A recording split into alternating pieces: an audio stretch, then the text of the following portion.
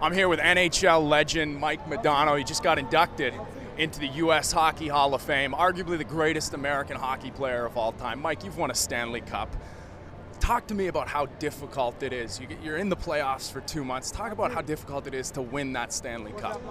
Well, you really don't know until you're involved in it, and the physical and mental grind of it all is really challenging personally, just to see what your mind and what your body can take. I mean, it's every other day for 2 months, and we all believe it's the hardest championship to win in pro sports. I mean, it's a 4 or 7 game series. It's physical, it's taxing, the travel and things like that. So, but boy, the reward at the end is just such a relief and such a great thrill and moment that then you realize man, your body and mind can take a beating and still come back after all that. It was pretty rewarding. You're pushing yourself to the limit. Yeah, absolutely.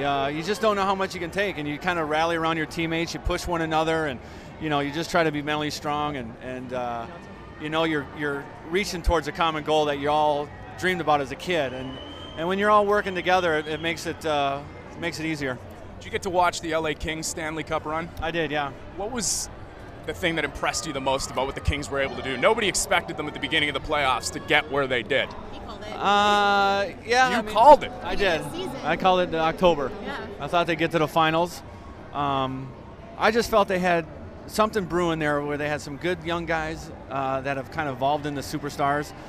They made some great trades, get a coach in there that kind of pushes the pieces together and kind of details the way they play a little firmer in their game preparation. But I think they just got better and stronger as the playoffs went on. I mean, they just played together as a team. They sacrificed, physically and everything that it takes to win, and they just rolled. I think they got better and better as it went on. Mike, you started your NHL career in Minnesota. What does this mean to the fans in Minnesota to have Zach Parise and Ryan Suter come into that organization? Well, it's a big monument move for them. I mean, that just puts them legitimately on the map, saying, hey, we're legit. We're going to make some decisions that are going to be great for this team and they're great for the city. And they're locked up for a long time, and two of the best younger players in the game and in the USA. So it's a good starting point for them to kind of attract other people now that they're making that commitment. When you were doing your thing out there on the ice, who were the players that kept you up at night? Is there a goalie maybe that when you knew you were going to have to get on the ice and face that goalie, you were just like, oh, damn, this is going to be tough? I would say Dominic Hasek, Patrick Waugh, even Brodeur. I think guys like that, just athletic, very determined, competitive guys. I want to ask your wife about Magic City. Talk to me about this next season that's coming up. I would love to, except for I haven't even seen the script, so I have no idea yet. But I do know that what's great about the second season and something is the first season's really 8 episodes to lay every character's foundation down and get it all out there. Now you can start experimenting with the characters and giving them arc and stuff. So it should be really interesting to see how much more demented these characters can possibly get by the end of season 2.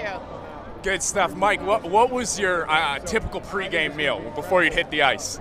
There's probably a little salad in there, obviously some pasta, some veggies, chicken, maybe a little minestrone. Man's got to eat. Oh, yeah. Beautiful. Thank you very much. Thanks, bud.